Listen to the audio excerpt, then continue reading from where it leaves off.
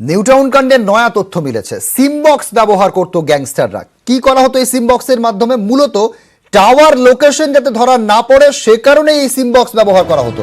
অমিত সরকার রয়েছেন আমার সঙ্গে। অমিত, ভুল্লার গ্যাং তথ্যে নতুন তথ্য হাতে পেয়েছে ওয়েস্ট বেঙ্গল এসটিএফ, এবং তারা যে জানতে পারছে পাঞ্জাব পুলিশ মারফত, এই যে গ্যাং যারা পাঞ্জাবে অপারেট করতো এরা মূলত ফোন কলের ক্ষেত্রে সিম বক্স ব্যবহার করতো। তার কারণ হিসেবে যেটা ব্যাখ্যা করছেন গোয়েন্দারা, যে মূলত সিম বক্স ব্যবহার করা এই কারণেই যে তারা যে আন্তর্জাতিক যে মাদক পাচার চক্রের সঙ্গে তারা যুক্ত, সেক্ষেত্রে আন্তর্জাতিক যে সকল ফোন কল হতো সেগুলো সিম বক্স ব্যবহার করা হতো।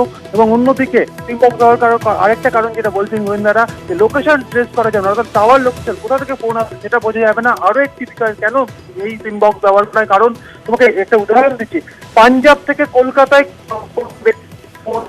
সেক্ষেত্রে ধন্যবাদ অমিত।